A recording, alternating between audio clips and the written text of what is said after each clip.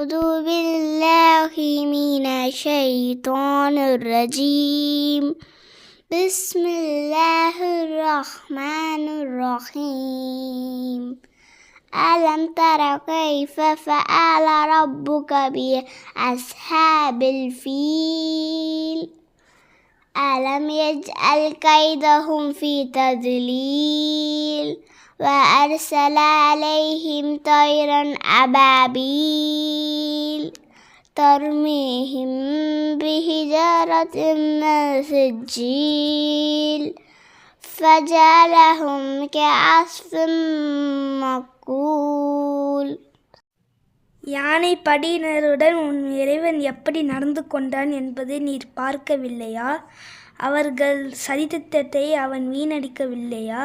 மேலும் அவர்கள் மீது பறவைகளை கூட்டம் கூட்டமாக அவன் அனுப்பினான்.